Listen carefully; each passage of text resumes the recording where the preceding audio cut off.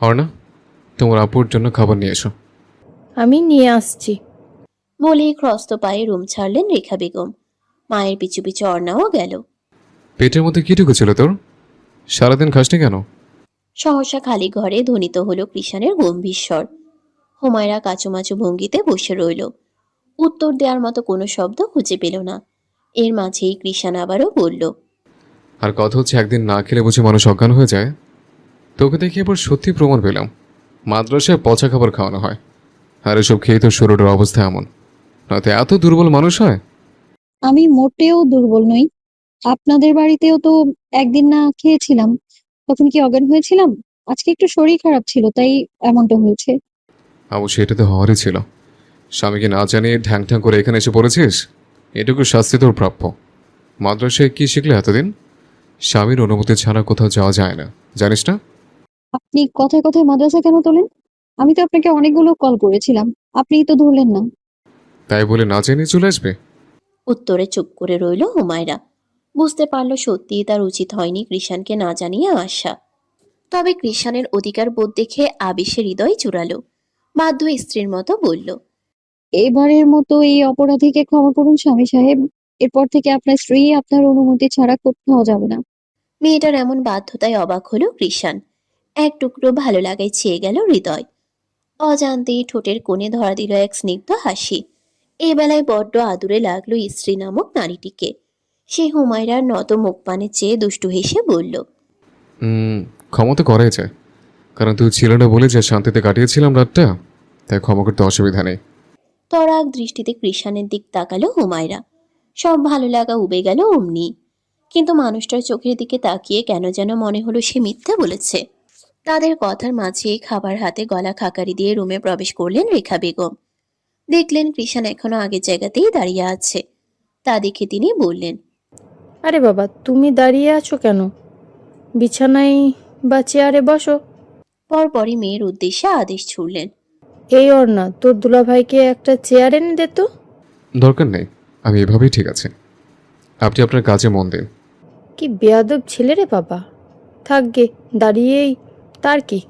মনে মনে বললেন রেখা বেগম। কথা না নাড়িয়ে কথা না বাড়িয়ে প্লেট রাখলেন হুমায়রার সামনে। পাশে বসলেন নিজেও। হুমায়রা সোজা হয়ে বসার চেষ্টা করল।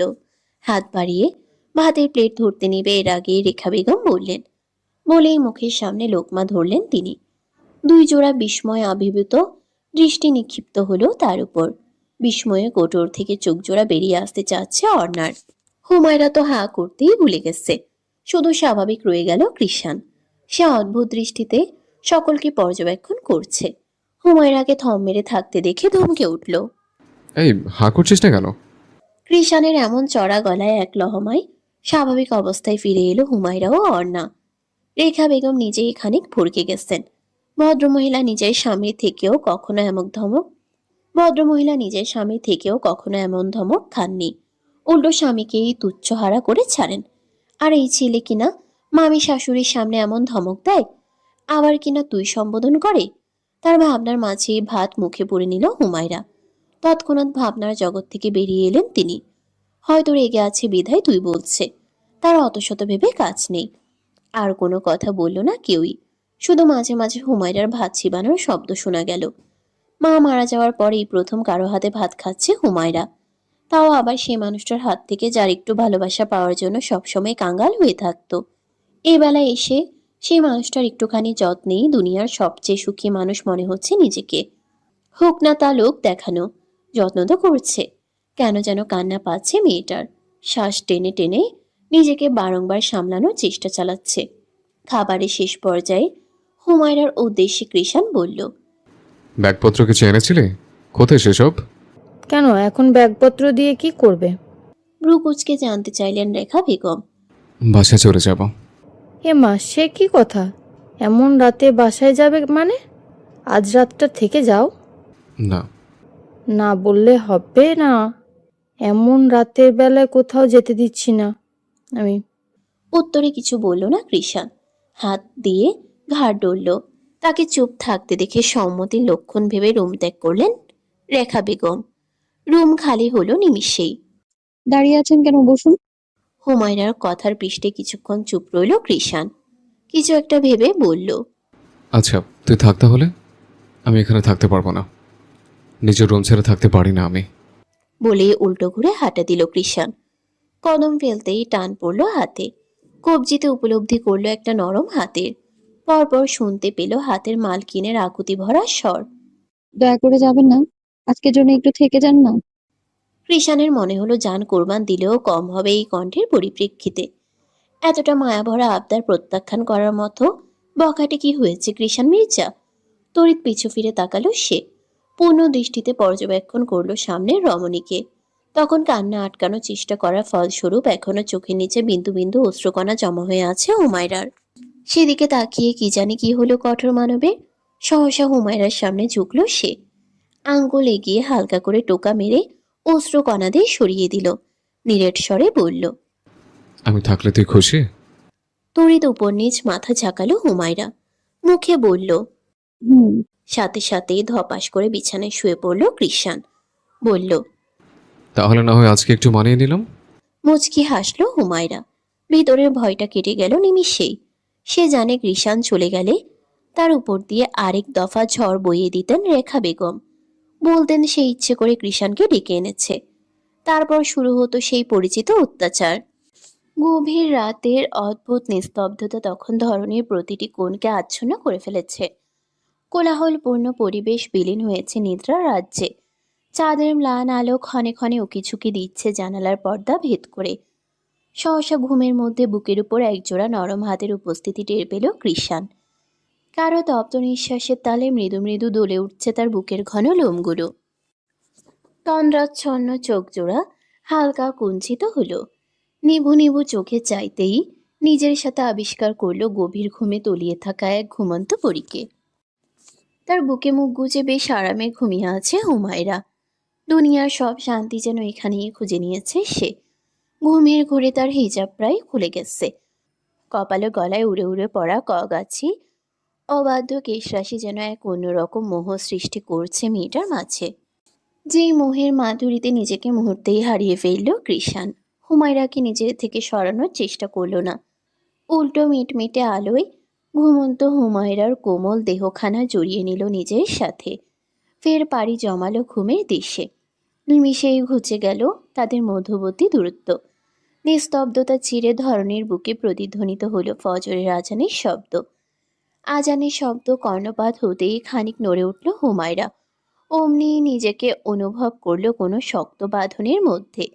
মনে হচ্ছে কেউ তার সর্বোচ্চ শক্তি দিয়ে তাকে নিজের সাথে আঁকড়ে রেখেছে। গলার কাছে ক্ষণে ক্ষণে উষ্ণতা ছড়িয়ে দিচ্ছে কারো তপ্ত নিঃশ্বাস।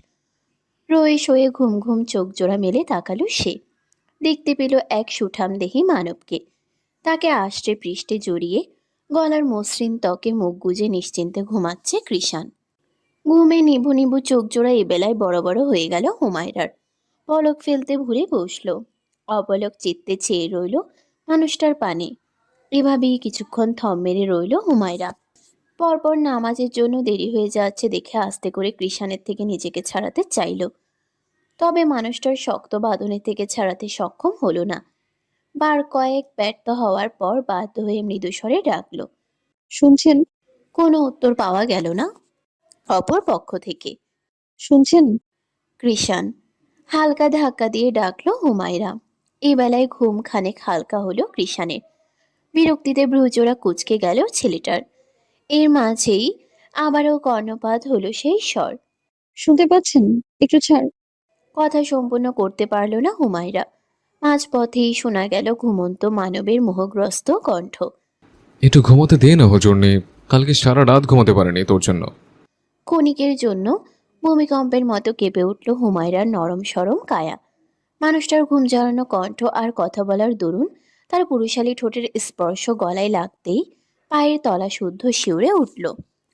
নড়ে চড়ে একেবারে বন্ধ হয়ে গেল মেয়েটার। হৃদয়ে জাগ্রত হলো মৃদু কম্পন। শুষ্ক ঢোক গেলে নিজেকে ধাতস্থ করলো হুমায়রা। পরপর মনে পড়ল কৃষাণের বলা শেষ কথাটা। তার জন্য কালকে সারা রাত ঘুমোতে পারেনি মানে? রাতে যে বললো সে না থাকায় বেশ শান্তিতে ঘুমিয়েছে নাকি, তাহলে কি ওটা মিথ্যা ছিল নাকি? আসলে মানুষটা ঘুমায়নি সত্যি, কিন্তু কেন? তার কথা মনে পড়ে বুঝি? সে সন্দিহান কণ্ঠে কৃষানের থেকে জানতে চাইল। আমি তো ছিলাম না, তাহলে আমার জন্য আপনার ঘুম হলো না কি করে? কিছুক্ষণ নীরব রইল পরিবেশ। পরপর পুনরায় শোনা গেল কৃষানের অস্পষ্ট স্বর। আজকাল বড্ড পেরাতেছিস তুই। দূরে থেকেও আমার মাঝে মিশে থাকিস। আমার অস্তিত্বে তোর অবাধ্য বিচরণ কোনোভাবেই থামাতে পারি না আমি। কণ্ঠের মাঝেই তার ঘুমের রেশ ফুটে উঠেছে, যার দরুন কণ্ঠ বারবার নিভে যাচ্ছে। শেষের কথাগুলো একেবারে শুনতেই পেল না হুমায়রা। আর এমনিতেও কথা বলার সময় কৃষানের ঠোঁট যখন বারবার তার গলায় স্পর্শ করছিল, এতেই জমে বরফ হয়ে গেছে মেয়েটা। অগত্যা আর কথা বাড়ালো না, অচেতন প্রাণীর মতো চুপ মেরে রইল। তবে বেশিক্ষণ থাকতে পারল না, নামাজের সময় শেষ হয়ে যাবে। তাই আবারও নিঃশব্দে ওঠার চেষ্টা করলো। অমনি ধমকে উঠল কৃষান। মার খাবি কিন্তু। চমকে উঠল হুমায়রা। অসহায় চিত্তে ঘুমন্ত স্বামীর পানে চেয়ে রইল। মিনমিন করে বলল। নামাজের সময় চলে যাবে, দয়া করে ছাড়ুন আমায়। বলতে বলতেই কৃষানের হাতটা সরানোর চেষ্টা করলো। টনক নড়ল ছেলেটার। তৎক্ষণাৎ চোখ মেলে নিজের উপস্থিতি অনুমান করতেই এক লাফে শোয়া থেকে উঠে বসল। থতমত খেয়ে গেল হুমায়রা। পল্লব ঝাপটে ঝাপটে বুঝতে চাইল মানুষটার অভিব্যক্তি। অন্যদিক ফিরে ঘাড় ডলছে কৃষান। পর মুহূর্তেই নিজের কাণ্ডের কথা মনে পড়তেই চোখ বুজে আওড়ালো। শ্যাট। আস্তে বলায় শব্দটা কর্ণপাত হলো না হুমায়রার। কিছুক্ষণ কৃষানের দিক তাকিয়ে বিছানা ছেড়ে নেমে পড়ল সে। কোনরূপ বাক্য বিনিময় ছাড়াই চলে গেল নামাজের উদ্দেশ্যে। নামাজ শেষ করে রুমে প্রবেশ করতেই কৃষানকে খাটে হেলানরত অবস্থায় মোবাইল স্ক্রল করতে দেখা গেল। কাঙ্ক্ষিত ব্যক্তির আগমন উপলব্ধি করতেই কৃষান মোবাইল থেকে চোখ সরালো। বলল। তাড়াতাড়ি রেডি হ, বাড়ি যাব। এত সকালে? হুম। কোনো সমস্যা তোর? কৃষানের সেই আগের রূপ দেখতেই মুখটা বাংলার পাঁচের মতো হয়ে গেল হুমায়রার। একটু আগেই তো ভালো ছিল মানুষটা, এখন আবার কি হলো? কি অদ্ভুত এক স্বামী পেল সে।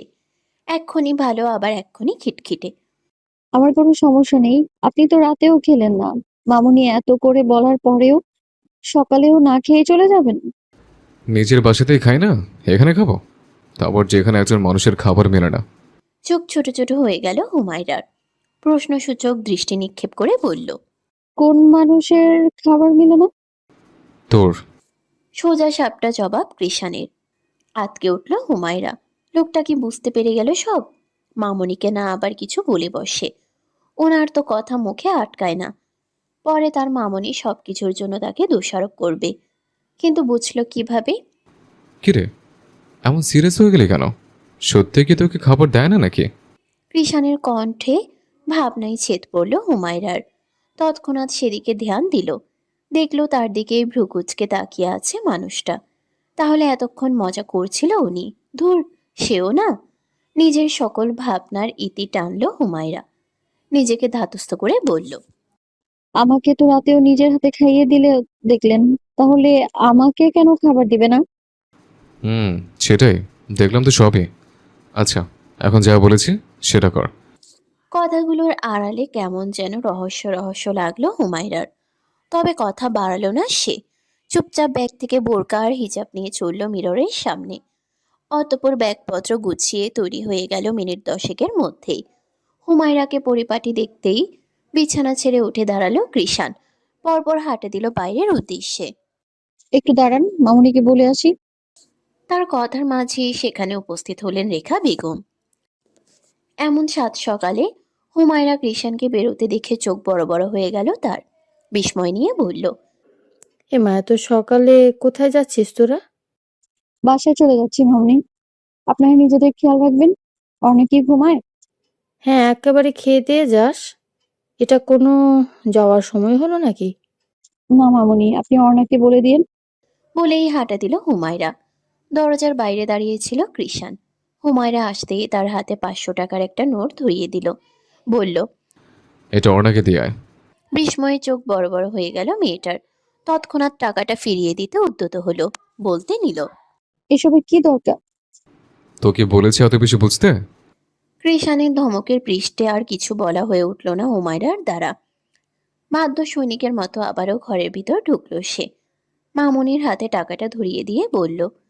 এটা অর্ণাকে দিন।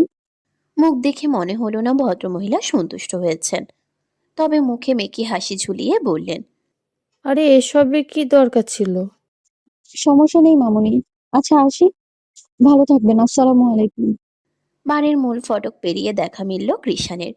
বাইক নিয়ে অপেক্ষারত অবস্থায় বসে আছে সে। ভিতরে প্রশ্নের ঝুলি বেঁধে এগিয়ে এলো হুমায়রা। বলল। আপনি কবে বাইক কিনলেন? আমার না, আমার বন্ধুর। আমার বাইক কলেজে থাকতে জলিল মির্জা পুড়িয়ে ফেলেছে। কলেজ লাইফে একবার রাতে মাতাল হয়ে ফিরে আসার সময় অ্যাক্সিডেন্ট হয়েছিল কৃষাণের। এখনকার মতো তেমন মদ খেত না সে, তবে যেদিন খুব বেশি পেইনের মধ্যে থাকতো সেদিন খেত। ওই দিনটাও ছিল তেমনই। ভাগ্য ভালো মধ্যরাত হওয়ায় রাস্তায় অন্য গাড়ি তেমন ছিল না, যার দরুন খুব বেশি ক্ষতি হয়নি তার। তবে পুলিশের হাতে ধরা পড়ায় এসব নিয়ে অনেক হাঙ্গামা হয়েছিল। তাই ছেলের উপর রেগে নিজের টাকায় কিনে দেওয়া বাইকটা সেদিন নিজ হাতে পুড়িয়ে ফেলেছিলেন জলিল মির্জা। কৃষাণ অসুস্থ থাকায় কিছু করতে পারেনি, কিন্তু যখন সুস্থ হলো তখন ঘরের খাবারের সাথে সম্পর্ক ছিন্ন করলো। মানুষের সাথে তো বহু আগেই করেছে। সেদিন থেকে এই অবধি ঘরে খাবার খায় না ছেলেটা। উসিলাটা বাইকের হলেও প্রধান কারণ হলো ভাত নামক খাবারটা তার একদমই পছন্দ না। ইয়াসমিন বেগম প্রথম প্রথম ছেলের এমন পরিণতি দেখে বলেছিলেন বাইক কিনে দিবেন, তবে জলিল মির্জা কিছুতেই রাজি হননি। অতঃপর এভাবেই চলতে লাগলো কৃষাণের জব অতঃপর এভাবেই চলতে লাগলো কৃষাণের জীবন। একটা সময় সে পরিণত হলো পাক্কা বখাটে রূপে। তবে সেই সময়ের অন্তরালে চাপা পড়ে রইল হাজারো ক্ষোভ, অভিযোগ আর অভিমান, যার খবর রাখেনি কেউ। বাইকে না উঠে ঠায় দাঁড়িয়ে রইল হুমায়রা। চোখে মুখে তার স্পষ্ট দ্বিধার ছাপ।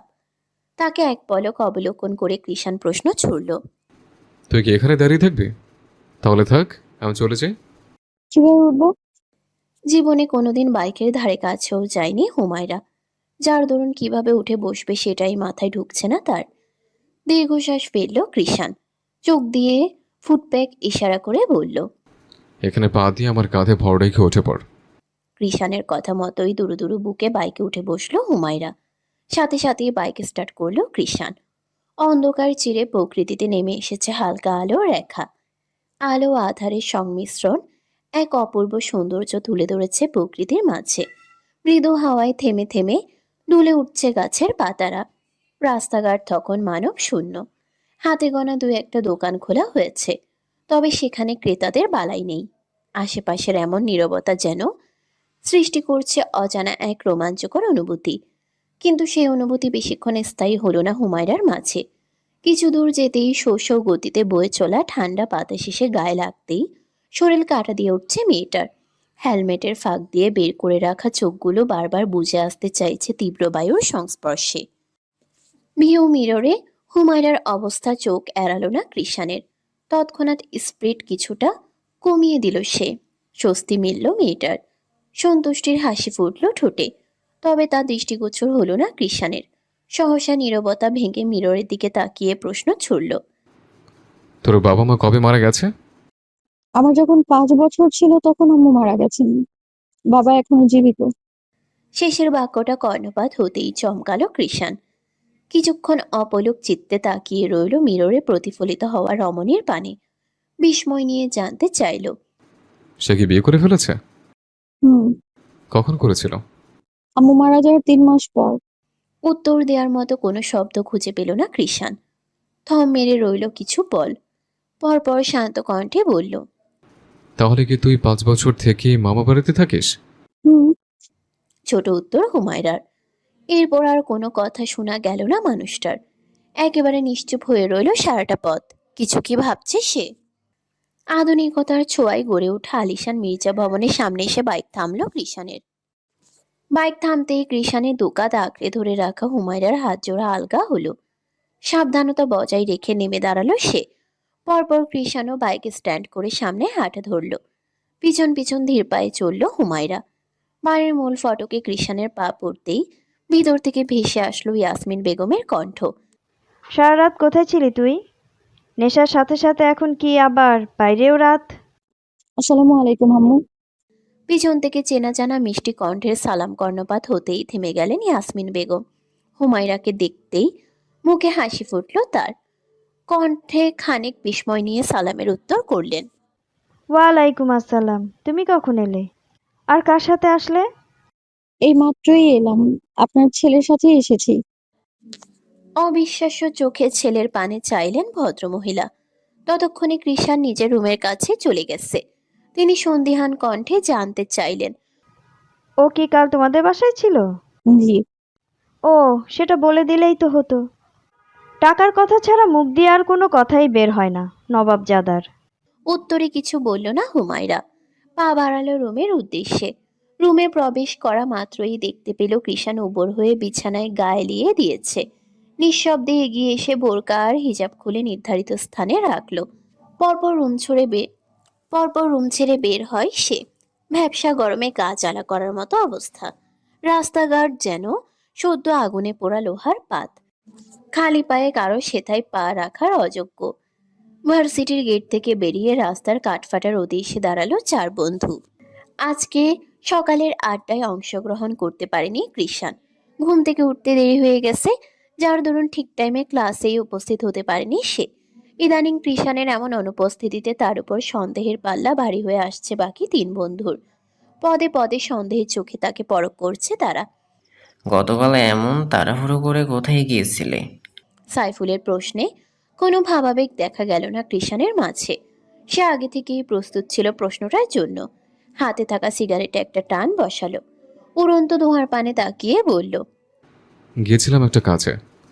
কি কাজ? জানানোর মতো হলে জানিয়ে যেতাম। কি এমন কাজ যে আমাদের বলা যাবে না? পার্সোনাল। বেশি কথা বললে আজকে সবার চায়ের টাকা তুই দিবি। অমনি চুপসে গেল ছেলেগুলো। না চাইতেও মুখ বন্ধ রাখতে হলো। পুরোটা রাস্তা আর এই টপিক নিয়ে প্রশ্ন করলো না কেউ। যে যার মতো অন্য প্রসঙ্গের কথা চালিয়েই বাসায় চলে গেল। আসরের নামাজ শেষ করে জায়নামাজ ছেড়ে উঠল হুমায়রা। নামাজ ঘর থেকে বেরোতেই দেখা মিলল ইকরার। মিনিট দুয়েক হবে সে নামাজ শেষ করে বেরিয়েছে। হুমায়রার অপেক্ষাতেই ছিল। ইকরার কোলে মিঠুকে দেখে প্রথমেই তাকে কোলে নিয়ে নিল হুমায়রা। পরপর নিত্যদিনের নিয়ম মাফিক দুই বান্ধবী মিলে হাঁটে দিল বাগানের উদ্দেশ্যে। তা আজকে হঠাৎ নফল নামাজ আদায় করলি যে? দুপুরে দেখলাম তোকে তো হাজার বলেও বাড়তি সালাত আদায় করানো যেত না? কোনো কিছু পাওয়ার আশায় নাকি প্রাপ্তির খুশিতে সখী? বাগানের গাছগুলোতে পানি দিতে দিতে ইকরার উদ্দেশ্যে হাসি মুখে প্রশ্ন ছুড়ল হুমায়রা। বাড়িতে আসার পর আজকে জোহরের ওয়াক্তের পর ইকরাকে নফল নামাজ আদায় করতে দেখেছে হুমায়রা। প্রতিদিন সবাই বের হওয়ার পর একমাত্র হুমায়রাই নামাজ ঘরে উপস্থিত থাকতো। তবে আজ সঙ্গী হিসেবে ইকরাকে পেয়েছে, এতে সে ভীষণ খুশি। হুমায়রার প্রশ্ন শুনে কিঞ্চিত হাসল ইকরা। বলল, প্রাপ্তির খুশিতে রে সখী, ওই দিন নানু বাড়ি থেকে আসার সময় যখন ওনাকে দেখেছিলাম, সেদিনই আমি সৃষ্টিকর্তার নিকট তার মতো একজন স্বামী চেয়েছিলাম। আর দেখ, বাড়িতে এসে জানতেও পারলাম স্বয়ং তাকেই আল্লাহ তাআলা আমার জন্য পাঠিয়ে দিয়েছেন। চিন্তা করা যায়, আমার তো আল্লাহর নিকট শুকরিয়া আদায় করে মনই ভরছে না। ভিতরের খুশি যেন ইকরার চোখে মুখেই উপচে পড়ছে। হাসি ঠোঁট থেকে সরছেই না মেয়েটার। বান্ধবীর পুলকিত চেহারার পানে চেয়ে মুচকি হাসল হুমায়রা। বলল, সৃষ্টিকর্তার চিন্তাধারা সর্বদাই আমাদের কল্পনার বাইরে এবং তার সর্বোত্তম। তুই তো এখনো ওনাকে দেখিসনি, দেখবি?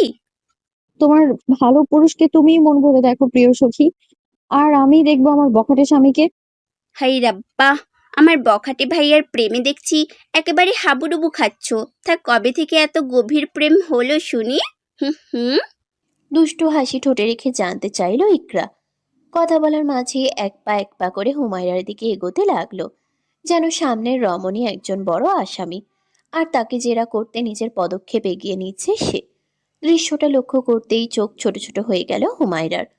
অজান্তেই পেছাতে লাগলো মেয়েটা। বলল, কি আজব, এভাবে আমার দিকে এগোচ্ছিস কেন? আর আমার স্বামীকে আমি বিয়ের আগে থেকেই ভালোবাসি, কেবল তাকে নিজের পবিত্র ভালোবাসা দিব বলে কখনোই কারো অপবিত্র অনুভূতিতে নিজেকে সামিল করিনি। কথাগুলো ইকরা ঠিক মতো শুনেছে কিনা সন্দেহ। সেদিকে তার খেয়ালই নেই। সে তাকিয়ে আছে বাড়ির দরজা ঠেলে এগিয়ে আসা কৃষাণের দিকে। মাথায় ঘুরছে অন্য ধান্দা। কৃষাণ তাদের কিছুটা কাছাকাছি আসতেই গলা খানিক উঁচিয়ে বলল, কি বললি? আবার বল, শুনতে পাইনি। বলেছি কেবল তাকে নিজের পবিত্র ভালোবাসা দিব বলে কখনো কারো অপবিত্র অনুভূতিতে নিজেকে সামিল করিনি। আমি সবসময় তাকে ভালোবেসে এসেছি। ইনশাআল্লাহ ভবিষ্যতেও তাকেই ভালোবেসে যাব।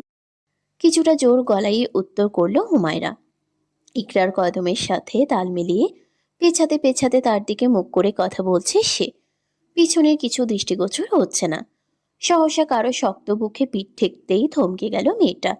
সাথে সাথেই চলন্ত কদম থামল। বুঝতে বাকি রইল না কার সাথে পিঠ ঠেকেছে তার। পরিচিত ব্যক্তিকে চিনতে মোটেও পিছু ফিরতে হলো না। রাগী দৃষ্টিতে ইকরার দিক তাকালো হুমায়রা। মেয়েটা ইচ্ছে করে ঘটিয়েছে কাণ্ডটা। এদিকে নিজের কাজে সফল হয়ে মুখ চেপে হাসছে ইকরা। এর মাঝেই হুমায়রাকে উল্টো ঘুরিয়ে তার দিক ফেরালো কৃষাণ। তৎক্ষণাৎ মানুষটার কড়া কথা শোনার প্রস্তুতি নিল হুমায়রা। কাকে ভালোবাসিস তুই? অপ্রত্যাশিত শব্দগুলো কর্ণপাত হতেই চমকালো হুমায়রা। চোখ তুলে তাকালো একজোড়া কালো মণি বিশিষ্ট তীক্ষ্ণ চোখে। সেখানে স্পষ্ট ভেসে উঠছে কঠোরতা। চিন্তায় পড়ে গেল মেয়েটা। মানুষটা তাহলে একটু আগের বলা কথাগুলো শুনে নিয়েছে। এখন কি উত্তর দেবে সে? বলে দিবে যে আপনাকে ভালোবাসার কথাই বলছিলাম। যেহেতু সামনের ব্যক্তি তার স্বামী হয়, সুতরাং বলাই যায়। তাই বলে তো এভাবে সরাসরি বলে দেয়া যায় না। আর এমনিতেও মানুষটা তাকে সহ্য করতে পারে কিনা এটাই সন্দেহ। হুমায়রাকে কোনো উত্তর দিতে না দেখে রেগে গেল কৃষাণ। ধমকে বলল। কি রে, কথা বলছিস না কেন? আবারও ভাবনার জগতে ডুব দিল রমণী। সময় নিয়ে উত্তর দিল। আছে একজন। কি বললি? কণ্ঠ একেবারে শৃঙ্গে উঠে গেছে কৃষাণের। পরপরই শুনতে পেল একই উত্তর। আছে একজন। বলেই ভো দৌড় দিল মেয়েটা। চোখের পলকটাও ঠিক মতো ফেলতে পারেনি কৃষাণ। এর মাঝেই হুমায়রাকে পালাতে দেখে চেঁচিয়ে উঠল সে। এটা তোর? এই, তোর সাহস তো কম না? আমার থেকে পালাচ্ছিস তুই? হুমায়রার পিছু পিছু সেও ছুটল। তাদের কাণ্ড দেখে হেসে কুটি কুটি খাচ্ছে ইকরা। সামনে দৃশ্যর দিকে এক ধ্যানে তাকিয়ে রইল। বিকেলের নেতিয়ে পড়া শুকনো ফুলগুলো মাটিতে বিছিয়ে আছে। আর সেই ফুলের উপর দিয়ে হাসতে হাসতে দৌড়াচ্ছে এক স্নিগ্ধ রমণী। পিছনে বড় বড় কদমে এগোচ্ছে তার রাগান্বিত স্বামী। হায় আল্লাহ, কি মনোমুগ্ধকর দৃশ্য! কৃষাণের বড় বড় কদমের সাথে দৌড়ে কুলাতে পারছে না হুমায়রা। এই বুঝি মানুষটার হাতে পড়ে যাবে সে। পড়লে কপালে দুঃখ আছে নিশ্চিত। এর আগেই থামাতে হবে ভেবেই হুমায়রা দৌড় থামিয়ে দিল। পিছনের দিকে তাকিয়ে সন্দিহান কণ্ঠে বলল। আপনি কি জেলাস? বাক্যটা কর্ণপাত হতেই পদযুগল থেমে গেল কৃষাণের। কিছুক্ষণ ঠায় দাঁড়িয়ে হাঁপাতে থাকা হুমায়রার দিক তাকিয়ে রইল। পরপর তাচ্ছিল্যের স্বরে বলল। জেলাস তো আমি? Very funny. তাহলে আমার ভালোবাসার মানুষ নিয়ে আপনার কি? আমি যে কাউকেই ভালোবাসতে পারি। আমিও যে কাউকে খুন করতে পারি। বলতে বলতেই শার্টের হাতা গুটিয়ে হুমায়রার দিকে এগোতে লাগলো। ভিতরে ভিতরে কিছুটা ভয় পেলেও তা উপরের স্বাভাবিকতাই ঢেকে রাখলো হুমায়রা। সাহস নিয়ে বলল। আপনি যদি আমাকে কিছু করেন তাহলে আমি ভাববো আপনি জেলাস।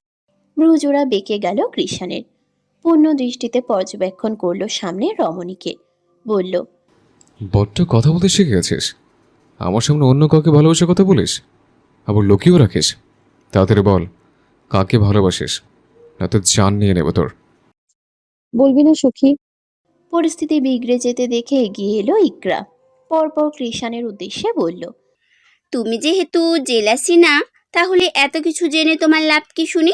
আগে স্বীকার করো তুমি জেলাস, তাহলেই বলবো। যা, বড় লাগবে না তোদের। তোর বান্ধবী যাকে ইচ্ছে তাকে ভালোবাসুক, তাতে আমার কি? বলেই ধূপধাপ পায়ে স্থান ত্যাগ করতে উদ্যত হলো কৃষাণ। তার প্রস্থান পথে চোখ ছোট ছোট করে তাকিয়ে রইল ইকরা। আজ তো একটা খচ্চর, জেলাসিতে জ্বলে যাবে, তাও প্রকাশ করবে না। ইকরার মুখ বাঁকানোর মধ্যেই কিছু দূর থেকে কৃষাণের কণ্ঠ ভেসে আসলো। ইকরার নাম ধরে ডাকছে সে। ইকরা। দুই বান্ধবী চোখ দেখাদেখি করলো। ঘটনা কি? আবার কি হলো? তার ভাবনার মাঝে আবারও ডাক শোনা গেল। ইকরা, একটু এদিকে আয় তো। কেন, কি হয়েছে? একটা কথা শুনে যা, তাড়াতাড়ি আয়। তাড়াহুড়ো কণ্ঠ কৃষাণের। অগত্যা আসতে বাধ্য হলো মেয়েটা। কি কথা? আজকে তোর জামাই সম্পর্কে একটা সিক্রেট তথ্য পেলাম। আমি ভাবতেও পারিনি এমন হুজুর মানুষ হয়ে তোর জামাই এই কাজ করবে। ভাইয়ের মুখে প্রিয় পুরুষকে নিয়ে এমন আর্তনাদ শুনে আঁতকে উঠল ইকরা। কণ্ঠ খাদে নামিয়ে জানতে চাইল। কেন, কি করেছে ভাইয়া? ইকরার চেহারার পরিবর্তন বুঝতেই মনে মনে বাঁকা হাসলো কৃষাণ। বোনের সিরিয়াস মুখ পানে চেয়ে চাপা স্বরে বলল, আগে বল, তোর বান্ধবী কাকে ভালোবাসে? তুমি আমাকে মিথ্যে বলে বোকা বানানোর চেষ্টা করছো। তোকে বোকা বানাতে হবে কেন? তুই তো আগেরই বোকা। নাহলে আমার কথা বিশ্বাস করতে? থাক, 2 দিন পর নিজের প্রমাণ পাবে, তখন বুঝবে। বড় আফসোসের স্বরে কথাগুলো বলে চলে যেতে নিল কৃষাণ। অমনি পিছন থেকে আর্তনাদ করে উঠল ইকরা। এই ভাইয়া দাঁড়াও, দয়া করে বলে যাও কথাটা। ও পাশে মুখ করেই ঠোঁট চেপে হাসল কৃষাণ।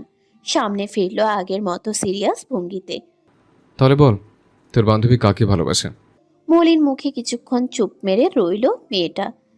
পরপর বাধ্য হয়েই বলল, তোমার কথাই বলছিল, অন্য কাউকে ভালোবাসে না ও। অন্তপুর যেন হালকা কেঁপে উঠল কৃষাণের। থেমে থেমে বলল, সত্যি বলছিস? তো মিথ্যে কেন বলতে যাব? বুঝ হওয়ার পর কোনো ছেলের দিকে ফিরেও তাকায়নি ও। পরপর কৃষাণকে তাগাদা দিয়ে বলল, এখন বলো, ওনার ব্যাপারে কি তথ্য জেনেছো তুমি? ইকরার মাঝে যতটা তারা ততটাই শান্ত দেখা যাচ্ছে কৃষাণকে। সহসা ইকরার কানের কাছে মুখ নিয়ে ফিসফিস করে বলে উঠল, সিক্রেট তথ্যটা হলো, তোর স্বামী প্রতিদিন হাগু করে। বলেই শব্দ করে হেসে উঠল কৃষাণ। এদিকে ইকরার মুখটা একেবারে দেখার মতো হয়েছে। যে কেউ তার দিক তাকালে হাসতে বাধ্য হবে। নিজের কাজ শেষ হতেই জায়গা থেকে কেটে পড়ল কৃষাণ। পিছন থেকে ইকরা রাগী স্বরে বলল, শয়তান একটা মিথ্যুক। আমি কোনো মিথ্যা বলিনি, যা বলেছি একেবারে চিরন্তন সত্য। বিয়ের পরেই প্রমাণ পাবে। গেট পেরিয়ে যেতে যেতেই চেঁচিয়ে বলল কৃষাণ। হাসি মুখটা দেখে গা জ্বলে উঠল ইকরার। দাঁত কটমট করতে লাগলো সে। তুমি তলে তলে টেম্পো চালাও, আমরা করলেই হরতাল, আমরা করলেই হরতাল মামা, আমরা করলেই হরতাল। রাতের নীরবতা চিরে সহসা 3টে কণ্ঠ সমস্বরে গিয়ে উঠল গানের লাইনগুলো। পরিচিত চায়ের টঙের সামনে এসে মাত্র দাঁড়িয়েছিল কৃষাণ। বন্ধুদের কণ্ঠে এমন অদ্ভুত গান শুনে সেখানেই স্তব্ধ হয়ে রইল বেচারা। ভ্রুকুচকে বিরক্তি চোখে চাইল সামনের ব্যক্তিদের পানে। এগিয়ে এসে টেবিলে বসল সে। বন্ধুদের উদ্দেশ্যে বলল, কি আজগুবি গান গাচ্ছিস? আগে থেকে মাল খেয়ে এসছিস নাকি? বোস সকালে বাইকে মেয়ে নিয়ে ঘোরাই বুঝি তোমার পার্সোনাল কাজ? রবির কথাই চমকে উঠল কৃষাণ। অবাকের সপ্তম আকাশে পৌঁছে যাওয়া কণ্ঠে বলল, মানে? আবার মানে লাগাও। বাগিস রেশমত দোকানদার কাকায় দেখেছিল, নয়তো এই তাজা খবর আমাদের কানেই আসতো না। কৃষাণ আসার খানেক আগেই দোকানদার কাকার থেকে এই তথ্য জেনেছে 3 বন্ধু। সকালে যখন এই পথে হুমায়রাকে নিয়ে বাড়ি ফিরছিল কৃষাণ, তখন নাকি দোকান থেকে সেই দৃশ্য স্পষ্ট দেখেছেন রেশমত ব্যাপারী। অতি পরিচিত হওয়ায় কৃষাণকে চিনতে মোটেও বেগ পোহাতে হয়নি তার। এ বেলায় এসে দমে গেল কৃষাণ। বুঝতে পারল মুখ না খুলে উপায় নেই। অগত্যা বলল, এটি ইকরার বান্ধবী ছিল, কালকে ইকরার বিয়ে, তাই আনতে গিয়েছিলাম। কুচকানো ভ্রুজোড়া আরো বেশি কুচকে গেল তাদের। চোখে মুখেই অবিশ্বাসের ছাপ ফুটে উঠছে। অভি সরু চোখে কৃষাণের দিক তাকিয়ে বলল, সত্যি? আমার তো মনে হচ্ছে তোর গার্লফ্রেন্ড। থাপ্পড় দিয়ে গাল লাল করে দেব। বলেছি না এটি ইকরার বান্ধবী। আমার ওসব গ্রিল ফ্যান থাকলে তো মেসেজ করতেই দেখতি লাফাঙ্গা। Grill fan? গ্রিল ফ্যান নয় তো কি, সারাদিন গলায় ঝুলে থাকে শুধু। তার কথার মাঝেই চা নিয়ে এগিয়ে আসলেন রেশমত ব্যাপারী। কাপটা কৃষাণের দিক এগিয়ে দিয়ে বললেন, মনে হয়। কাপটা হাতে নিয়ে এমনভাবে উত্তর করল কৃষাণ যেন সেই রমণীকে ভালো করে চেনেই না সে। মামা, তাহলে আমার সাথে সেটিং করিয়ে দে না তোর বোনের বান্ধবীটাকে। একেবারে ভালো হয়ে যাব পাক্কা। খুক খুক করে কেসে উঠল কৃষাণ। মাত্রই চায়ের কাপে চুমুক বসিয়েছিল ছেলেটা। অপ্রত্যাশিত কথাখানা কর্ণপাত হতেই বিষম খেয়ে শ্বাস প্রশ্বাস গলায় আটকে গেল। অবস্থা বেগতিক দেখে তার দিকে তাড়াহুড়ো করে পানি বাড়িয়ে দিল সাইফুল। ঢকঢক করে বোতল খালি করলো। নিজেকে ধাতস্থ করলো খানিক। পরপর সময় না নিয়েই জোরে সোরে একটা লাথি বসালো অভির পা বরাবর। বলল, আরেকবার এটা শুনলে তো জবান কেড়ে নেবো আমি। কেন? আমি তো বললাম একেবারে ভালো হয়ে যাব। দরকার হয় মুজুর থেকে হুজুর হয়ে যাব, তাও একটু। অভি, কৃষাণের চড়া কণ্ঠে মাঝপথেই থেমে গেল অভি। অসহায় মুখে বলল, এমন কেন করছিস তুই? আসলেই তো, এমন করছিস কেন কৃষাণ? ও তো বলল যে ভালো হয়ে যাবে, আর তুই এমন চেতে উঠছিস কেন? ব্যাপার কি বলতো? রাগ পুরো মাথায় চড়ে বসেছে কৃষানের। বন্ধুদের শান্ত স্বরে বলা কথাগুলো গায়ে জ্বালা ধরিয়ে দিচ্ছে। ছেলেটা কোনো কিছু না ভেবেই রাগে কটমট করতে করতে বলল, এটা তোদের মামি হয়, লাফাঙ্কা কোথাকার। বড়সড় একটা বজ্রপাত পড়ল রেশমত ব্যাপারী ছোট্ট দোকানটায়। চোখ যেন কোটর থেকে বেরিয়ে আসতে চাইছে ছেলেগুলোর। 3 জোড়া মার্বেল আকৃতির চোখ একসাথে নিক্ষিপ্ত হলো কৃষানের উপর। কিছুক্ষণ নীরবতা পালন করে সহসা 3জন একত্রে চেঁচিয়ে উঠল। মামি? এর মানে তোর বউ? থতমত খেয়ে গেল কৃষান। নিজের কথার জালে বেচারা নিজেই কট খেয়েছে। রাগের মাথায় মুখ দিয়ে যা এসেছে তাই বলে দিয়েছে। একবার বন্ধুদের শকুনি দৃষ্টিতে আর চোখ বুলালো সে। পরপর থেমে থেমে কথা ঘুরিয়ে বলল, আরে আমার বউ হতে যাবে কেন? তাহলে মামি কিভাবে হয়? ও বিবাহিত। আর তোরা তো শুধু আমাকে না, বরং সব ছেলেকে মামা বলিস। সেই হিসেবে ও তো মামিই হবে। সুতরাং নজর হেফাজত কর। প্রশ্নসূচক দৃষ্টিতে চোখাচোখি করলো সামনের ব্যক্তিরা। অভি মুখ কালো করে বলল, বিবাহিত? এটা আগে বলে দিলি বিবাহিত হলে তোর সাথে কেন আসলো? জামাইয়ের সাথে তো আসতে পারতো। ওর স্বামী ভালো না, 1 নম্বরের বখাটে, বিড়িখোর, নেশাখোর। ওকে সহ্য করতে পারে না। তিমিরে ডাকা দিগন্তে এক দৃষ্টিতে তাকিয়ে উত্তর করল কৃষান। হৃদগহীনের কোথায় যেন এক অজানা তিক্ততা কাজ করছে। এ বেলায় এসে সবার জবান বন্ধ হয়ে গেল। কেউ যেন আর কোনো কথা খুঁজে পেল না।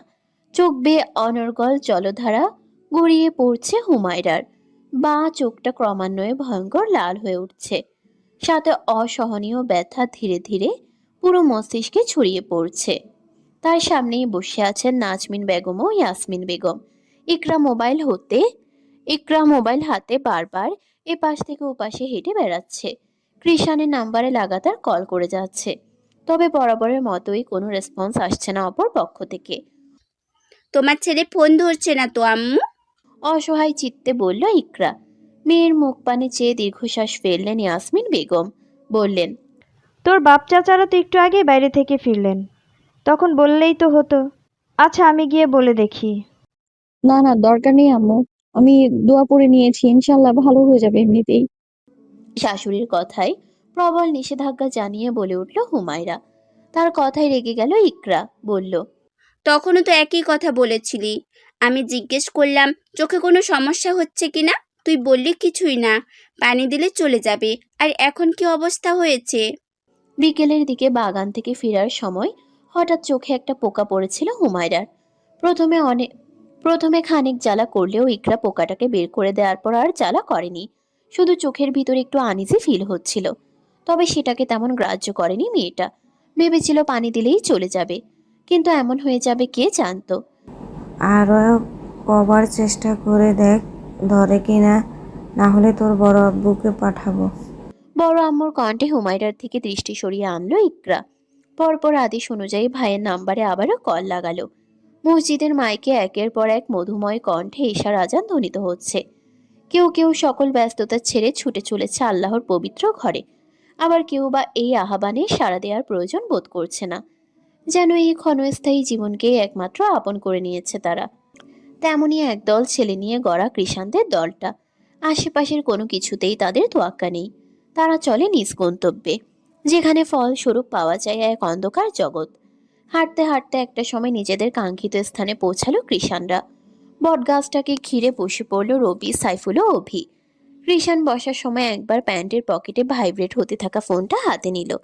উদ্দেশ্য এরোপ্লেন মোড অন করে দিবে। তখনই স্ক্রিনে ভেসে উঠল গুটি গুটি অক্ষরের একটা মেসেজ। ভাইয়া প্লিজ কল ধরো, হুমায়রার চোখে সমস্যা হয়েছে। হুমায়রা নামটা দেখতেই সাথে সাথে ব্যস্ত হাতে কল ব্যাক করলো কৃষাণ। রিসিভ হতেই প্রশ্ন ছুড়ল। কি হচ্ছে চোখে? কৃষাণের কণ্ঠের মাঝে উদ্বিগ্নতা ফুটে উঠছে। তার এমন ব্যাকুল স্বর শুনে বাকি 3 বন্ধুও সব বাদ দিয়ে তার দিকে তাকিয়ে আছে। ওপাশ থেকে কি বলছে কিছুই শুনতে পাচ্ছে না। ইকরার থেকে সবটুকু শুনে কিছুক্ষণ চুপ রইল কৃষাণ। অতঃপর ফোন কেটে বন্ধুদের উদ্দেশ্যে বলল, আমি আজকে থাকতে পারবো না, ডাক্তার কাছে যেতে হবে, তারপর বাসে যেতে হবে, কাজ আছে। বাড়ির কারো কিছু হয়েছে? হুম। বলেই কাউকে কিছু বলার সুযোগ না দিয়ে খ্রস্ত পায়ে স্থান ত্যাগ করলো কিষাণ। এভাবেই হুমায়রাকে কেন্দ্র করে তার নিত্যদিনের অভ্যাসের পাতায় দুটো দিন নেশা করা ছাড়া যুক্ত হলো। চোখের অসহনীয় ব্যথা নিয়ে খাটের সাথে হেলান দিয়ে বসে আছে হুমায়রা। তখনই ভেরানো দরজা খুলে রুমে প্রবেশ করলো কেউ। আওয়াজ পেয়ে আপনা আপনি চোখ মেলে ফেললো সে। সাথে সাথে গাল বেয়ে গড়িয়ে পড়লো এক ফোঁটা অশ্রুকণা। পিছন ফিরে হুমায়রা লালিত চোখে চোখ পড়তেই ভিতরটা কেমন যেন মুচড়ে উঠল কৃষানের। কাঙ্ক্ষিত পুরুষকে দেখতেই নিশ্চিন্তে আবারও চোখ বুঝে নিল হুমায়রা।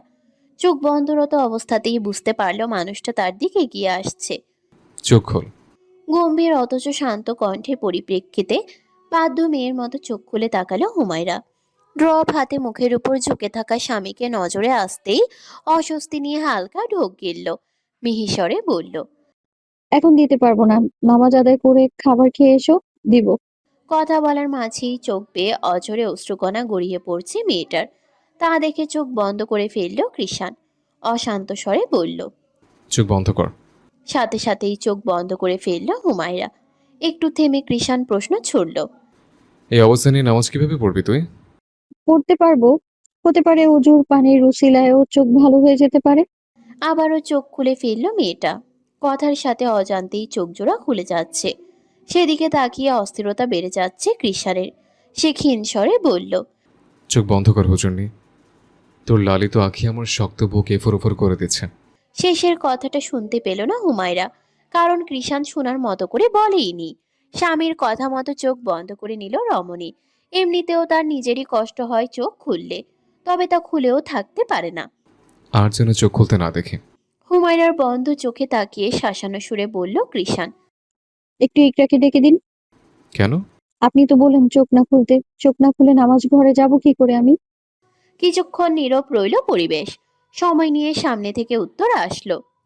আমি নিয়ে যাচ্ছি। মুখে মুচকি হাসি ফুটল হুমায়রার। খুব করে ইচ্ছে হলো মানুষটাকে একবার দেখে নিতে, তবে নিজের এই বাসনাকে নিয়ন্ত্রণ করে বিছানা ছেড়ে দাঁড়িয়ে পড়ল। চোখ বন্ধ রেখেই হাত বাড়িয়ে বলল। চলুন। হুমায়রার বাড়ানো হাতের দিকে চেয়ে কি যেন ভাবছে কৃষাণ।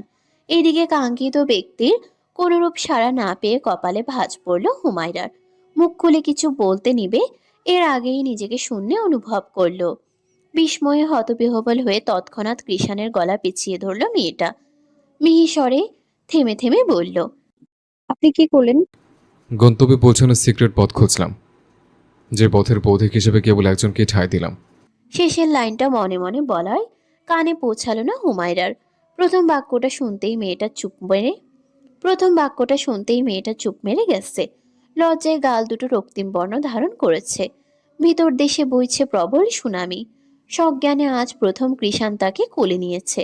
ব্যাপারটা যতটা আনন্দ দিচ্ছে ততটাই লজ্জায় গ্রাস করছে। মেয়েটা নড়চড়হীন নেতিয়ে রইল স্বামীর কোলে। এদিকে হুমায়রার মুখ পানে অপলক দৃষ্টিতে তাকিয়ে আছে কৃষাণ। ফোলা ফোলা চোখ, হালকা লালিত কপল, শুকনো ঠোঁট, সব মিলিয়ে একটা অন্যরকম মায়া কাজ করছে হুমায়রার মুখে। যেই মায়ার জালে ধীরে ধীরে গভীরভাবে জড়িয়ে যাচ্ছে তার কঠোর সত্তা। দুটো পাউরুটি একসাথে করে তার মাঝে ক্রিম লাগিয়ে হুমায়রার সামনে দিল কৃষাণ। একটা রুটি তার হাতে ধরিয়ে দিয়ে বলল, খাওয়া শুরু কর। খাবার টেবিলে বসে চোখ বন্ধ রেখে খাওয়া শুরু করলো হুমায়রা। টেবিল অবধিও কৃষাণের কোলে চড়িয়ে এসেছে সে। শুধু তাই নয়, অজু করা থেকে জায়নামাজে বসা অবধি সবটা সময় কৃষাণের কোলেই ছিল।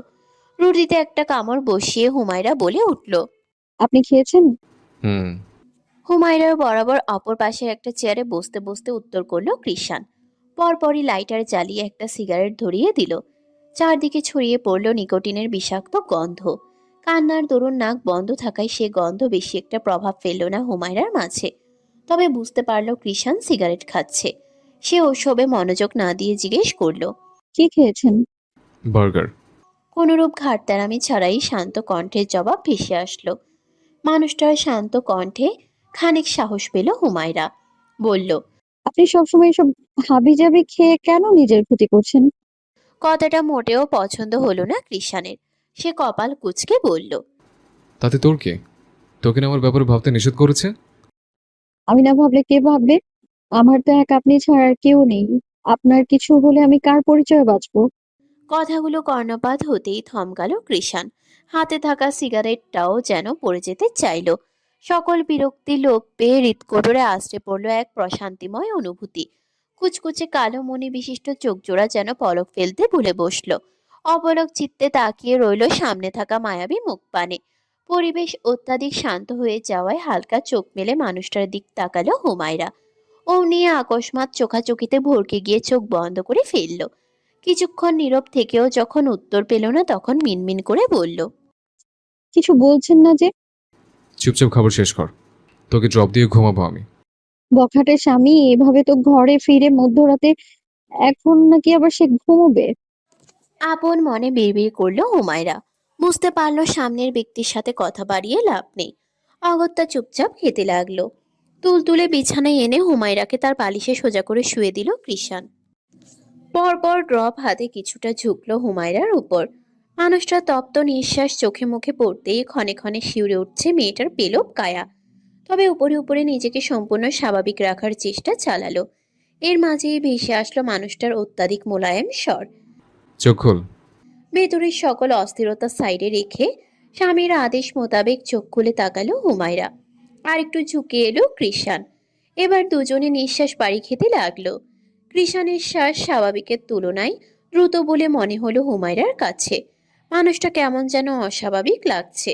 বারবার হাত দিয়ে ঘাড় ডলছে। এটুকুতেই কপালে বিন্দু বিন্দু ঘাম দেখা যাচ্ছে। বেশিক্ষণ দেরি করলো না কৃষাণ। সতর্ক চিত্তে তার দু চোখে ড্রপ দিয়ে দিল। তৎক্ষণাৎ চোখ খিচে নিল হুমায়রা। সেদিকে এক পলক তাকিয়ে নিজের জায়গায় ফিরে এলো কৃষাণ। লাইট অফ করে ওপাশ ফিরে শুয়ে পড়ল। মনে মনে আওড়ালো, এই মেয়ের কাছে গেলে এমন বুক কাঁপে কেন আমার? কেমন যেন অস্থির অস্থির লাগে। বাড়িময় বিয়ের আমেজ। আজ মির্জা বাড়ির একমাত্র মেয়ে ইসরাত সুলতানা ইকরার বিয়ে।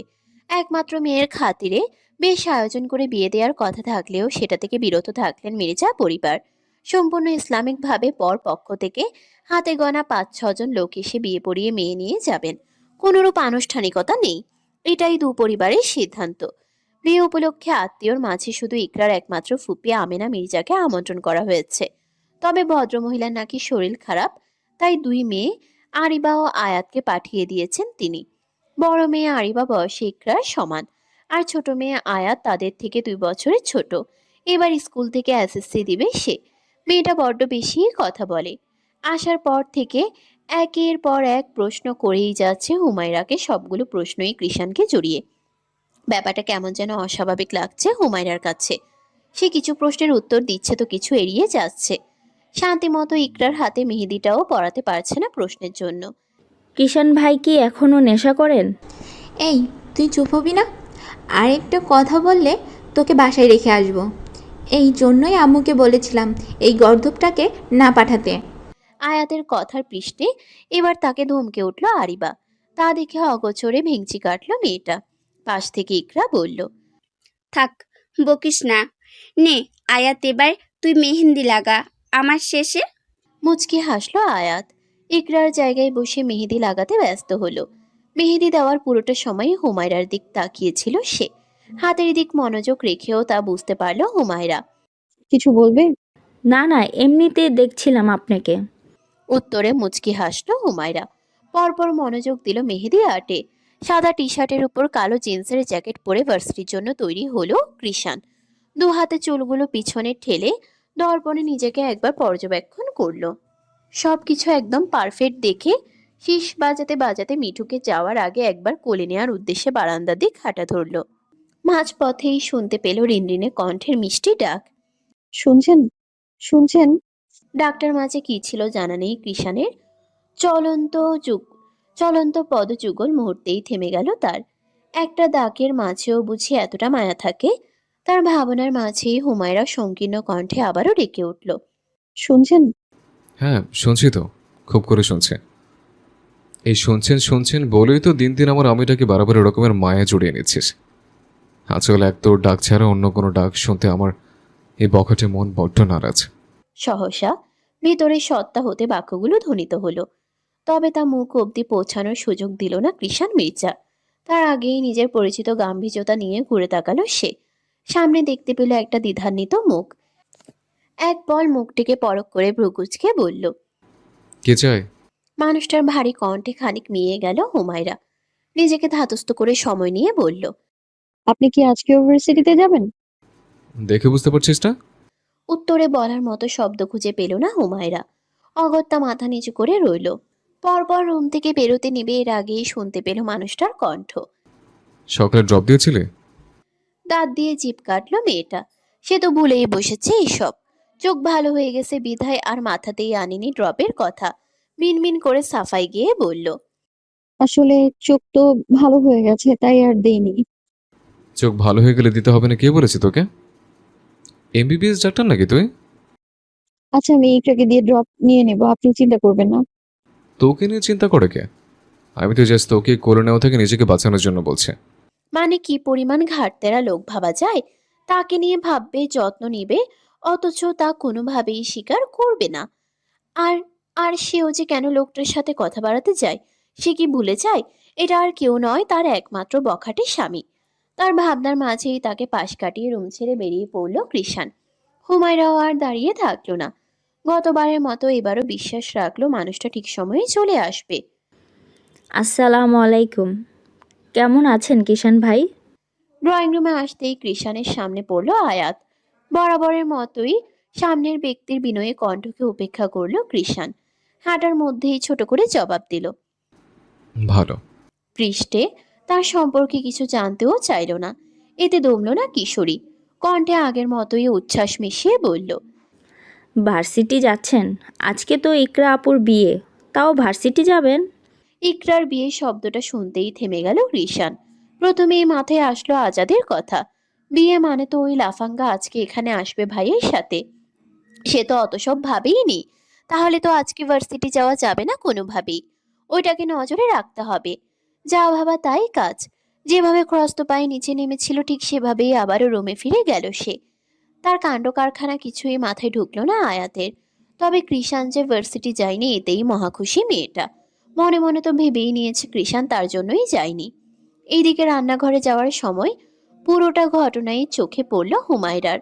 কৃষাণের যাওয়ার পানে এক দৃষ্টিতে তাকিয়ে রইল সে। কেন যেন ব্যাপারটাতে বড্ড গাজালা করছে তার। আজকে প্রথম কৃষাণের প্রতি এত রাগ হচ্ছে। মন চাচ্ছে মানুষটাকে গিয়ে কটা কথা শুনিয়ে আসতে।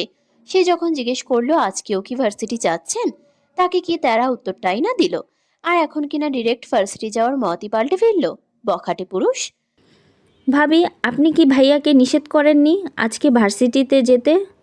আমি যদি এখন না বলতাম তাহলে তো ভাইয়া আজকেও ভার্সিটি চলে যেত। আয়াতের কথাই সম্বিত ফিরল হুমায়রার। কথাগুলো কর্ণপাত হতেই রাগের মাত্রাটা আরো বেড়ে গেল মেয়েটার। তবে নিজেকে শান্ত রাখার চেষ্টা চালিয়ে মুচকি হাসল। বলল, ভালো কাজ করেছো। বলেই হনহন করে রান্নাঘরে চলে গেল। মেয়েরা সবকিছু সহ্য করতে পারলেও নিজের প্রিয় পুরুষের সাথে অন্য মেয়েকে সহ্য করতে পারে না। কোনো মেয়ের সাথে সামান্য হেসে কথা বললেও তাদের হিংসে হয়। এবেলায় এসে নিজের সকল ধৈর্য হারিয়ে ফেলে তারা। হুমায়রার ক্ষেত্রেও তাই হচ্ছে। মেয়েটা যতই নিজেকে স্বাভাবিক রাখার চেষ্টা করছে ততই কৃষাণের করা কাণ্ডের কথা মনে পড়ে মাথায় রাগ চড়ে বসছে। আর সাথে তো আয়াত নামক মেয়েটা আছেই তার রাগ আরেকটু বাড়িয়ে দেওয়ার জন্য। এই 17 বছর বয়সে আজকের মতো অসহ্য দিন আর একটাও কাটেনি হুমায়রার। সব সময়ই তো সবকিছু মুখ বুজে সহ্য করে নিয়েছে। আজকে কেন পারছে না? সব ধৈর্য কোথায় উধাও হয়ে গেল তার। গুনে গুনে 3বার অজু করেছে নিজের রাগ সংবরণ করার জন্য। অথচ ফলাফল স্বরূপ একটু শান্তি পেলেও পরক্ষণেই আয়াতের কাণ্ড কারখানায় পুনরায় মেজাজ বিগড়ে যাচ্ছে। অসহ্য হয়ে এবার রুমে এসে শাওয়ার নিতে ঢুকে গেল। বিছানায় মিঠুকে কোলে নিয়ে ফোনে স্ক্রল করছিল কিষাণ। কাঙ্ক্ষিত রমণীর উপস্থিতি টের পেতেই তাকে আর চোখে অবলোকন করলো। কিন্তু সেদিকে ফিরেও তাকালো না মেয়েটা। গটগট পায়ে ডিরেক্ট ওয়াশরুমে ঢুকে গেছে। কিছুক্ষণের মধ্যেই শাওয়ার নিয়ে ওয়াশরুম থেকে বেরিয়ে এলো হুমায়রা। বরাবরের মতোই শরীরে জড়ানো ফুল হাতা বিশিষ্ট লং গোল জামা। মন মেজাজ এখন একটু হালকা লাগছে মেয়েটার। তবে পুরোপুরি শান্ত হয়নি। এখনো কিছুটা তিরিক্কি ভাব রয়ে গেছে। হুমায়রাকে টকটকে খয়েরি জামাই দেখে কিছুক্ষণ অপলক দৃষ্টিতে তার দিকে তাকিয়ে রইল কৃষাণ। ফর্সা গায়ে রংটা একদম ফুটে উঠেছে। এই জামাটা আজকে নতুন পরেছে হুমায়রা। অন্যান্য রঙের তুলনায় এই রংটাতে একটু বেশি মায়াবী লাগছে মেয়েটাকে। যে কেউ এক দেখায় পিছলে পড়বে নির্ঘাত, যেটা মোটেও সহ্য হবে না তার। সে রাগী স্বরে হুমায়রার উদ্দেশ্যে বলল, মাশাল্লাহ, একেবারে আমার ক্ষেতের দেশি টমেটো। এভাবে নতুন বউয়ের মতো সাজছিস কেন? সরু চোখে স্বামীর পানে চাইল মেয়েটা। গায়ে কাপড় জড়ানো ছাড়া তো আর কিছুই করলো না সে। সাজ আসলো কোথা থেকে? সে নিজের তিরিক্কি ভাবটা লুকিয়ে রেখে স্বাভাবিক গলায় বলল। নতুন বউ যেহেতু সাজলে, কমপ্লিমেন্ট তো দিতেই হয়। বলতে বলতেই নাক অব্দি একটা বড়সড় ঘুমটা টেনে দিল। হুমায়রার সরল মুখশ্রীতে স্পষ্ট রাগের আভাস বুঝে যাচ্ছে। কপাল কুঁচকে কিয়ৎক্ষণ তাকে পর্যবেক্ষণ করলো কৃষাণ। পরপর ধীর পায়ে এগোতে লাগলো সামনের রমণীর পানে। মানুষটাকে ক্রমান্বয়ে নিজের দিকে এগোতে দেখে কিছুটা মিয়ে গেল হুমায়রা। তবে কৃষাণের চেহারা স্বাভাবিক দেখে বুকে সাহস জুগিয়ে ঠাই দাঁড়িয়ে রইল। ঘুমটার আড়াল হতে পল্লব ঝাপটে ঝাপটে বুঝতে চাইল একান্ত মানবের অভিব্যক্তি। হুমায়রার একেবারে মুখোমুখি এসে কিছুটা ঝুঁকল কৃষাণ। তা দেখে শুষ্ক ঢোক গিলল রমণী। মুখ তুলে কিছু বলতে নিবে এর আগেই মাথা নিচু করে তার মুখের উপর ফু দিয়ে উঠল কৃষাণ। সাথে সাথে পাতলা ঘুমটাখানা সরে গেল মুখ থেকে। জমান লোভ পেল হুমায়রার। এক অদ্ভুত শিহরণ বয়ে গেল তার পেল্লব কায়া জুড়ে। দু হাতে গায়ে জামা খামচে ধরে নিজেকে স্বাভাবিক রাখার চেষ্টা চালালো সে। তার মুখ পানে কিছুক্ষণ পূর্ণ দৃষ্টিতে তাকিয়ে রইল কৃষাণ। সহসা নীরবতা ভেঙে বলে উঠল। মাশাল্লাহ, একেবারে আমার ক্ষেতের দেশি টমেটো। তৎক্ষণাৎ তরাক দৃষ্টিতে মানুষটার দিক চাইল হুমায়রা। ভরকানো স্বরে বলল। নতুন বউ যেহেতু সাজলে, কমপ্লিমেন্ট তো দিতেই হয়। সবার কাছে বউকে ঘরের চাঁদ মনে হলেও তোকে আপাতত আমার টমেটো মনে হয়েছে, তাই সত্যটা বললাম। আমি আবার সর্বদাই সত্য কথা বলি। চোখ ছোট ছোট করে তাকিয়ে রইল হুমায়রা। রাগে দুঃখে ক্ষণে ক্ষণে নাকের পাঠা ফুসে উঠছে তার। আজকে বুঝি রাগ সংবরণ করতে আর সক্ষম হবে না মেয়েটা। তা হঠাৎ গাল মুখ এমন টমেটোর মতো করে রেখেছিস কেন? কই গাল মুখ কেমন করে রেখেছি কই? কথা না বাড়িয়ে কারণ বল, নয়তো মার খাবি। এ বেলায় এসে রাগের বদলে বড্ড খারাপ লাগলো মেয়েটার। বলল। বলবো না। যার কথা ভার্সিটি জানি তাকে গিয়ে জিজ্ঞেস করুন। আমার বেলাই শুধু মারামারি, হ্যাঁ? বলেই উল্টো ঘুরে হাঁটা ধরলো। কিছু দূর যেতেই জামার ফিতায় টান পড়ল। অমনি পদযুগল থেমে গেল। ফিতায় টেনে ধরা ব্যক্তির উদ্দেশ্যে কিছু বলতে নিবে এর আগে হ্যাচকা টানে তাকে নিজের সাথে মিশিয়ে নিল সে। ফিতা ধরে রাখা হাতগুলো এবার স্থান পেল হুমায়রার সরু কোমরে। মেয়েটার পিঠ থেকে আছে তার শক্ত বুকে। ঘটনার আকস্মিকতায় অচেতন প্রাণীর মতো অনড় হয়ে রইল হুমায়রা। মুখ দিয়ে কিচ্ছুটি বের হচ্ছে না তার। মস্তিষ্কের নিউরনগুলো যেন কাজ করতে ভুলে বসেছে। নিভে আসা গলায় থেমে থেমে উচ্চারণ করলো দুটো শব্দ। কি করছেন? তুই কি কোনোভাবে জেলাস? ওসব জেলাস টেলাস বুঝি না আমি। আপনি আয়াতের কথায় ভার্সিটি জানি, অথচ আমি কিছু বললেই বলেন আমার থেকে 3 মাইল দূরে থাক। সরল স্বীকারোক্তি রমণীর। পৃষ্ঠে কৃষাণ হতাশার স্বরে বলল। 3 মাইল দূরে থাক বলে লাভ কি? 3 ইঞ্চি দূরত্ব বজায় রাখতে পারি না তোর জন্য। কোনরূপ উত্তর পাওয়া গেল না অপর পক্ষ থেকে। মুখে কুলু পেটে রইল হুমায়রা। সহসা কানের কাছে উপলব্ধি করলো মানুষটার তপ্ত নিঃশ্বাস, সাথে ফিসফিসানো স্বরে বলা কিছু বাক্য। শোন, তোর চুলের ঘ্রাণটা বড্ড বাজে। ওসব জেলেসি টেলেসি বাদ দিয়ে চুলের যত্ন নে। আর কৃষাণ মির্জা কারো কথায় চলে না, সে নিজের মর্জি মতো চলে। সুতরাং অন্য কারো কথা আমি ইউনিভার্সিটি গ্যাপ দিইনি, নিজের ইচ্ছেতেই দিয়েছে। বলেই হুমায়রাকে ছেড়ে দিল সে। ছাড়া পেয়ে আর পিছু ঘুরল না হুমায়রা। খ্রস্ত পায়ে রুম ছাড়ল। দরজার কাছে গিয়ে বলল। আমার চুলের ঘ্রাণ ঠিক আছে? আপনার নাকটাই ভালো না, বখাটে পুরুষ। এই বখাটের জন্য তো জ্বলিস, যাওয়ার হুজুর নেই। কৃষাণের মুখে জাওরা শব্দটা শুনতেই ফিক করে হেসে উঠল হুমায়রা। মেয়েটার হাসির শব্দ কর্ণপাত হতেই ঠোঁটজোড়া কিঞ্চিত প্রসারিত হলো কৃষাণের। তবে তার দৃষ্টিগোচর হল না রমণীর। রৌদ্রময় ঝলমলে আকাশ, সাদা মেঘেদের রাজত্ব চলছে সেথায়। থেকে থেকে সূর্যি মামাকে আড়াল করার প্রয়াস চালাচ্ছে তারা। প্রকৃতির এই নীরব খেলায় নিজের সকল মনোযোগ সমর্পণ করে দিয়ে বারান্দায় নড়চনহীনভাবে বসে আছে কৃষাণ। মাঝে মাঝে 2 আঙ্গুলের ভাঁজে থাকা সিগারেটটা এনে আয়েশি ভঙ্গিতে ঠোঁটের অধীনে নিয়ে নিচ্ছে।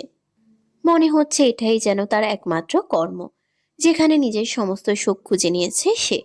ভাইয়া, সহসা রুমের ভিতর থেকে ভেসে আসলো ইকরার সংকীর্ণ স্বর। বহু বছর পর ডাক্তার মাঝে কিছু একটা অনুভব হলো কৃষাণের, যেমনটা অনুভব হয়েছিল প্রথমবার বোনের মুখে ভাইয়া ডাক শুনে। সে শান্ত স্বরে জবাব দিল। এখানে। কণ্ঠা অনুসরণ করে ধীর পায়ে বারান্দার দিক এগোলো ইকরা।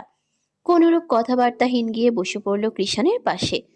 কিছুটা হকচকালো ছেলেটা, ভ্রুকুচকে বলল, কিরে, মতলব কি হঠাৎই অদমের কাছে? তার তেরা কথায় মাথা ঘামালো না ইকরা। নিজের বাঁ হাতটা ভাইয়ের সামনে ধরে বলল, দেখো এখনো কি সুন্দর লাগছে, মনে আছে এই ব্রেসলেটের কথা?